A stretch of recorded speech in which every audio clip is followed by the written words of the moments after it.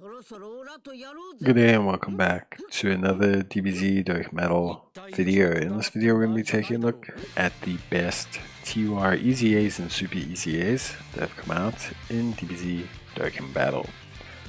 Now I want to talk about firstly a list so heavily dominated by Super EZAs. I want people to understand that there's not really a technically right way to talk about any of these. All of these things are determined and shaped by the meta at the time. You might do events where everything's super short form, some of these units then become super popular. Then you might do events where things become really long form, some of these units might become really popular then. So to evaluate all the units and to kind of look at everything in the way they are and to kind of assess everything in the way they are, you have to assess them based on what's happening currently, but also the strength of their teams, their own individual skills and talents and leader skills. And so it becomes a difficult process to really place units, especially Super EZAs, because these are such old units that their leader skills and that are not even remotely usable, but the actual passives and everything that they have is very much something that you could potentially look into. So with that being said, let's talk about the top 10. Now in the world of Super EZAs, the top unit for me, at the very least, being a EZA, is something that I greatly appreciate. I think Gogeta is absolutely amazing. I think he is an absolutely top-notch character. I think he's super duper solid. I think he's great. I think he's immensely good on his team. I think he has tremendous power, huge damage, great defense. But what makes him so great is his nullification. Nullification is absolutely huge on this guy. It is 100% super duper solid. Then things get very interesting because you kind of get like this array of units, right? All these units that recently Super EZA'd, and then you kind of get the 10th anniversary Super EZAs. So this is an interesting dynamic because it's what do you evaluate with a unit here. AJ Rose is a support, and a support that does a fantastic job being a pseudo tank from time to time and really helping out his team. Then you get the SF4s who kind of by definition are actually very plain, but just because of how good they are immediately, plus the fact that their team is very strong, makes them excellent for the current short form meta that we're seeing in the game. And then you get Vegito, who's the kind of unit who can simultaneously sell you a run, but also actually be incredibly good.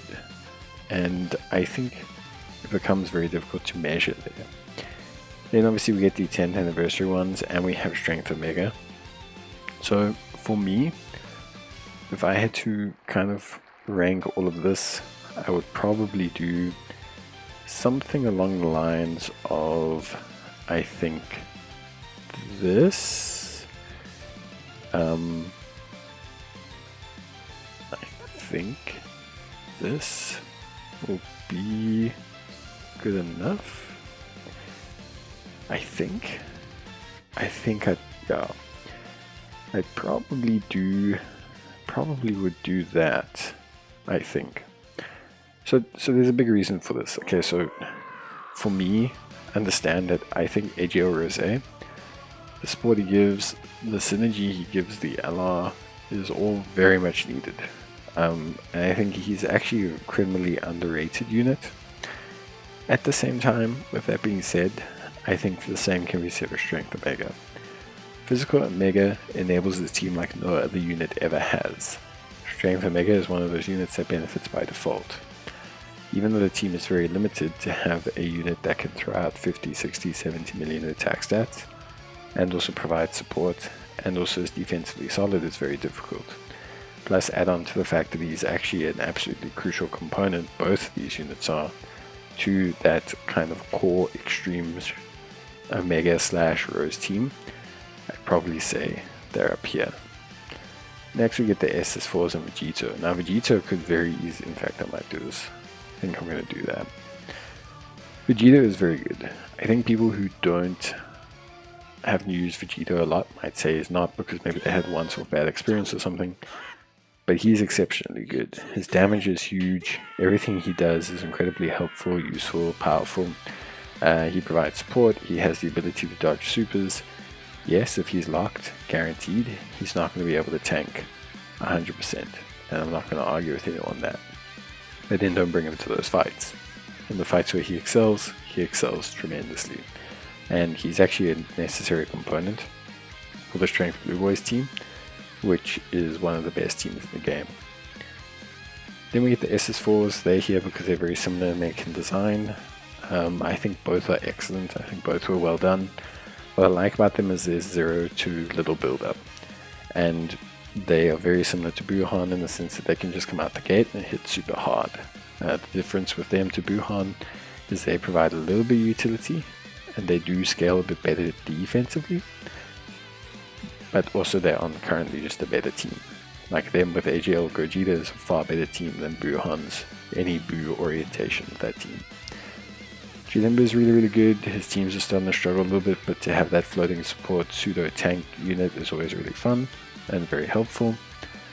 Strength Gogeta is incredibly good right now. He is really finding a second wind with these guys on like a Fuse Fighters kind of future team. I've used him in a couple fights. There's a lot of physical fights right now as well where attack lowering is needed. So he's definitely seeing, at least for me, an increase in play. And I can't really speak for everyone else, but for me, he's definitely seeing an increase in his overall play and how much he's being used and everything like that. So I'm seeing huge value in this guy.